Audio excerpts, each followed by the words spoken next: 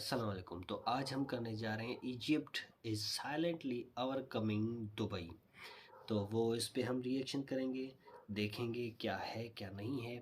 तो अगर आप नए हैं हमारे पेज पे तो काइंडली सब्सक्राइब करें और दोस्तों के साथ शेयर भी करें और बेल आइकन को प्रेस भी करें ताकि हम सबसे पहले अगर वीडियो आया तो सबसे पहले आप तक पहुंचती रहे। तो चलिए चलते हैं वीडियो की तरफ और देखते हैं क्या है क्या नहीं है। और आप हमारे पेज को शेयर भी करें दोस्तों के साथ। तो चले चलते हैं वीडियो की तरफ। ये है कायरो, जो कि ना सिर्फ इजिप्ट का कैपिटल बल्कि पूरे कंट्री का फाइनेंशियल और इकोनॉमिक हब भी है। अगर हम इसके ईस्ट में जाएं तो हमें सहारा डेजर्ट में बने चंद हाईवेज के सिवा कुछ नजर नहीं आता। लेकिन ये सैटेलाइट इमेज 2015 की है। तब से लेकर यहाँ बहुत कुछ बदल चुका है। इजिप्शियन गवर्नमेंट ने यहाँ रेगिस्तान के बीचों बीच इस पूरे एरिया को एक नया लुक देने का फैसला किया है। यहाँ ना सिर्फ नई कैपिटल सिटी बन रही है बल्कि मुकाबले में आने के लिए अफ्रीकन कॉन्टिनेंट की सबसे ऊंची बिल्डिंग भी बनाई जा रही है, जिसको आइकॉनिक टावर का नाम दिया गया है। हत्ता के इजिप्ट ने अब दुबई को टक्कर देने की भी ठान ली है। 2030 से पहले इनको रेत के इस समंदर में बुर्ज खलीफा से भी ऊंची बिल्डिंग खड़ी करके दिखानी है। पर इस काम के लिए यही बंजर जगह क्यों चुनी गई और आखिर कायरो को रिप्लेस ही क्यों किया जा रहा है? ज़ेम टीवी की वीडियोस में एक बार फिर से खुशामदीद। नाजरीन, पिछले 12 सालों से दुनिया की सबसे ऊंची बिल्डिंग का टाइटल बुर्ज खलीफा के पास है, लेकिन इससे पहले ये टाइटल पूरी दुनिया में इधर से उधर घूमता रहा है। 2004 से 2010 तक ये टाइटल ताइवान की टाइपाई 101 के पास था।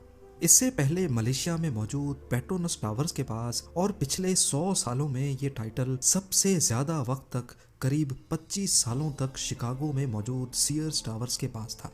पर अगर इससे भी पहले हिस्ट्री में देखा जाए तो दुनिया के सबसे ऊंचे स्ट्रक्चर का टाइटल 4000 सालों तक इजिप्ट के पिरामिड्स के पास रहा है। और अब इजिप्ट अपनी नई कैपिटल सिटी के जरिए वापस ये टाइटल अपने नाम करने जा रहा है। इस न्यू सिटी को फिलहाल कोई ऑफिशियल नाम तो नहीं दिया गया, लेकिन इसको न्यू एडमिनिस्ट्रेटिव कैपिटल या फिर NAC के नाम से याद किया जाता है। कंट्रीज का नए सिरे से पूरे के पूरे शहर बनाने में कोई नई बात नहीं है, और कई कंट्रीज तो पहले भी अपने कैपिटल सिटी चेंज कर चुकी हैं। 2024 में इंडोनेशिया अपना नया कैपिटल नुसंतारा के नाम से लॉन्च करके जकार्ता को रिप्लेस करने वाला है, क्योंकि जकार्ता दिन ब दिन डूब रहा है। दूसरी तरफ साउथ कोरिया बढ़ते हुए सी लेवल को देखते हुए एक पूरी फ्लोटिंग सिटी बना रहा है। लेकिन इजिप्ट के NAC को बनाने के पीछे कई रीजंस हैं, जिनमें सबसे बड़ा ट्रैफिक इशू है। कायरो को दुनिया की सबसे ज्यादा भीड़ भाड़ वाली सिटीज में शुमार किया जाता है। गूगल लाइव ट्रैफिक डेटा में कायरो सिटी को देखा जाए तो सुबह के वक्त भी यहाँ की 90% रोड्स पे आपको ट्रैफिक जैम मिलेगा। सिर्फ कायरो के आउटस्कर्ट्स में कुछ हाईवेज या एक्सप्रेसवेज ऐसे हैं जहां हमें कोई जैम नजर नहीं आ रहा। बाकी पूरा शहर ही या तो रेड या फिर ऑरेंज रोड्स शो कर रहा है। अब ऐसा होने की वजह क्या है? असल में इजिप्ट की 104 मिलियन पॉपुलेशन है, लेकिन हैरत अंगेज तौर पे इसकी 25% पॉपुलेशन सिर्फ इस हिस्से में रहती है जहां हमें हरियाली नजर आ रही है। जाहिर है वो और जाएंगे भी कहाँ। दुनिया का दस्तूर है कि पॉपुलेशन आबादी सिर्फ वहीं होती है जहाँ पानी होता है। इजिप्ट का 90% एरिया बंजर और वीरान सहारा से घिरा हुआ है, जहाँ पानी का नामो निशान भी नहीं मिलता। सिर्फ नाइल रिवर है जिसके आसपास पॉपुलेशन मिलती है। ये नाइल रिवर इथियोपिया और सूडान से होती हुई इजिप्ट में दाखिल होती है और फिर मेडिटेरेनियन सी में गिरने से पहले इजिप्ट के नॉर्थ में आकर मल्टीपल कैनाल्स में स्प्लिट हो जाती है। यही वजह है कि इजिप्ट के नॉर्थ में एग्रीकल्चर लैंड और पॉपुलेशन सबसे ज्यादा पाई जाती है। सिर्फ बढ़ती हुई पॉपुलेशन और ट्रैफिक जैम ही कायरो का मेन इशू नहीं है, बल्कि एक और भी वजह है जो इजिप्ट को सहारा के बीच में नई सिटी बनाने पर मजबूर कर रही है।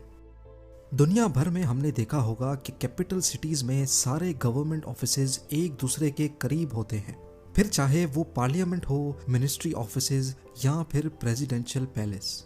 इजिप्ट के करंट कैपिटल कायरो में जितने भी स्टेट ऑफिसेज हैं जहां से पूरी कंट्री को ऑपरेट किया जाता है, वो पूरे शहर में फैले हुए हैं। इसका नुकसान ये है कि गवर्नमेंट ऑफिशियल्स को इस भीड़ में एक दूसरे से कनेक्ट होने में मुश्किल पेश आती है और जब वो ट्रैवल करते हैं तो एक्स्ट्रा सिक्योरिटी की वजह से मजीद ट्रैफिक जैम हो जाता है। ना सिर्फ इतना बल्कि इजिप्शियन पार्लियामेंट और शूरा असेंबली बिल्कुल तहरीर स्क्वायर से लगी हुई हैं। ये बहुत ही घनी आबादी वाला एरिया है जहाँ पर इतनी सेंसिटिव ऑफिसेज का होना किसी तरह से भी सूटेबल नहीं है। कई बार पुलिस को ये पूरा एरिया कॉर्डन ऑफ करना पड़ता है जो पहले से जैम पैक्ड सिटी को मजीद मुसीबत में डाल देता है। इजिप्शियन गवर्नमेंट के पास अब इन मसलों पर काबू पाने के लिए नए शहर बनाने के सिवा और कोई ऑप्शन नहीं बचा था। उनका ख्याल था कि नए शहर बनाने से कायरो जो कि कैपिटल सिटी है वहाँ से लोड कम हो जाएगा। इसीलिए उन्होंने 1977 में नई सिटीज बनाने का सिलसिला शुरू किया। कायरो के इर्द गिर्द कई छोटी बड़ी सिटीज बनाई गईं, लेकिन फिर भी इजिप्ट की बढ़ती हुई पॉपुलेशन ने कैपिटल का पीछा नहीं छोड़ा। उसके बाद इजिप्ट ने कायरो के ईस्ट में ही न्यू कायरो सिटी बना डाली, लेकिन यहाँ भी इजिप्शियन गवर्नमेंट का प्लान बुरी तरह से फेल हुआ क्योंकि अब इन सारी सिटीज ने मिलकर कायरो पर ही मजीद लोड बढ़ा दिया। आखिरकार 2015 में इजिप्शियन गवर्नमेंट ने फैसला किया कि अब वो कैपिटल सिटी को ही बदलने जा रहे हैं। ये नया कैपिटल कायरो और न्यू कायरो के ईस्ट में 700 स्क्वायर किलोमीटर के एरिया पर भरपूर प्लान्ड तरीके से बनाया जा रहा है। NAC की कंस्ट्रक्शन पे नजर दौड़ाई जाए तो 7 सालों की कंस्ट्रक्शन के बाद इसका पहला फेज कंप्लीट होने पर है। यहाँ पर एक पूरी गवर्नमेंट डिस्ट्रिक्ट बनाई गई है जहाँ पर सिर्फ स्टेट ऑफिसेज मौजूद होंगे। कायरो से पुराने ऑफिसेज पूरी तरह से यहाँ शिफ्ट हो जाएंगे। ऑफिशियल मिनिस्ट्रीज और नई पार्लियामेंट बिल्डिंग के साथ साथ यहाँ बहुत ही आलीशान प्रेसिडेंशियल पैलेस भी बनाया जा रहा है।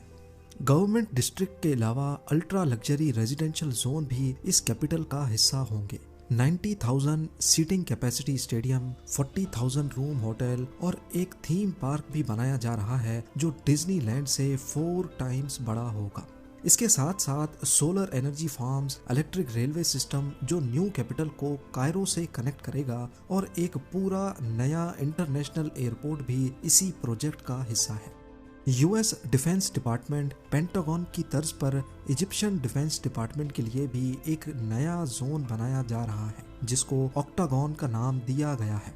सिर्फ इस ऑक्टागन का डायामीटर 6.5 किलोमीटर है जो किसी आलीशान मिलिट्री हेडक्वार्टर से कम नहीं है। अगर बात की जाए मस्जिदों की तो NAC में 17,000 नमाजियों के लिए अल फतह अल अली मॉस्क भी बनाई गई है जो इजिप्ट की सबसे बड़ी मस्जिद है। पूरे मिडिल ईस्ट का सबसे बड़ा कैथीड्रल भी यहीं पर कंस्ट्रक्ट किया जा रहा है। इन सब चीज़ों के अलावा अट्रैक्शन के लिए यहाँ इंटरनेशनल फाइनेंशियल हब भी बनाया जा रहा है जिसमें अफ्रीका की सबसे ऊंची बिल्डिंग आइकॉनिक टावर पे तेजी से काम चल रहा है। 77 फ्लोर्स ऊंचा ये टावर कंप्लीट होने के बाद 1292 फीट लंबा होगा और ये सब तो सिर्फ एक शुरुआत है क्योंकि इजिप्ट ने दुबई को टक्कर देने के लिए दुनिया की सबसे ऊंची बिल्डिंग बनाने का मास्टर प्लान भी तैयार कर लिया है। ये ओबलिस्को के नाम से दुनिया को टक्कर देने वाली है जिसका डिजाइन एंशिएंट इजिप्शियन ओबलिस्क के तर्ज पर बनाया गया है। इसको 2030 से पहले कंप्लीट किया जाएगा जो अगर कामयाब हो गई तो ये 1000 मीटर बड़ी दुनिया की सबसे ऊंची बिल्डिंग कहलाई जाएगी, जबकि बुर्ज खलीफा की ऊंचाई 828 मीटर है। इस बंजर वीरान सहारा में हरियाली और फ्रेश लुक देने के लिए NAC में एक जायंट रिक्रिएशनल पार्क बनाने का फैसला भी किया गया है। इसका साइज इतना बड़ा है कि ये NAC के एक कोने से शुरू होकर दूसरे पे जाकर खत्म होता है। इसकी साइज का कंपैरिजन किया जाए तो ये न्यूयॉर्क सेंट्रल पार्क से 6 टाइम्स बड़ा होगा। आजकल पूरी दुनिया में मेगा स्ट्रक्चर्स बनाने का फैशन चल पड़ा है। अरबों डॉलर्स बहाकर नए इंफ्रास्ट्रक्चर्स खड़े किए जा रहे हैं। एक एस्टीमेट के मुताबिक अभी तक इजिप्ट NAC पर 45 बिलियन डॉलर्स खर्च कर चुका है जो तकरीबन 3,700 अरब रुपए बनते हैं। लेकिन रेगिस्तान में ऊंचे तरीन स्ट्रक्चर्स बनाने में सबसे बड़ा मसला ये होता है कि यहाँ सब कुछ रेत के अंदर धंसता जाता है। स्ट्रक्चर्स को इस चीज से बचाने के लिए फाउंडेशन पे एक्स्ट्रा मेहनत करनी पड़ती है। चाइनीज इंजीनियर्स ने इस आइकॉनिक टावर की कंस्ट्रक्शन से पहले एक राफ्ट फाउंडेशन बनाई ये एक बहुत ही बड़ा कंक्रीट का स्लैब होता है जो पूरे टावर का लोड रेत पर फैला देता है। 393 मीटर्स ऊंचे आइकॉनिक टावर का वजन बर्दाश्त करने के लिए 18,500 क्यूबिक मीटर कंक्रीट से ये फाउंडेशन बनाई गई। ये पूरे मिडिल ईस्ट में बनाई जाने वाली सबसे बड़ी फाउंडेशन थी। ना सिर्फ सबसे बड़ी बल्कि ये हैरत अंगेज तौर पे बहुत तेज बनने वाली फाउंडेशन भी थी। सिर्फ 38 आवर्स में इंजीनियर्स ने 18,500 क्यूबिक मीटर कंक्रीट डालकर एक नया वर्ल्ड रिकॉर्ड भी बना लिया। फाउंडेशन के बाद 77 स्टोरीज को भी इंतहाई तेजी से सिर्फ एक साल के अंदर अंदर खड़ा कर लिया गया। आइकॉनिक टावर को 2023 के फर्स्ट हाफ में लॉन्च करने का इरादा किया जा रहा है। इजिप्ट अपना खोया हुआ टाइटल दुनिया से छीनने की दौड़ में उतर तो गया है, लेकिन क्या इनका मास्टर प्लान काम कर पाएगा कि नहीं, ये सब कुछ आने वाले सालों में क्लियर हो जाएगा। उम्मीद है जेम टीवी की ये वीडियो भी आप लोग भरपूर लाइक और शेयर करेंगे। आप लोगों के प्यार भरे कमेंट्स का बेहद शुक्रिया। मिलते हैं अगली शानदार वीडियो में। इजिप्ट की जो अपनी एनएसी वाली अपनी ही दुनिया बना रहे हैं और बहुत ही खूबसूरत है, और ये एक अच्छी प्लानिंग है इनकी, इंशाल्लाह कामयाबी होगी।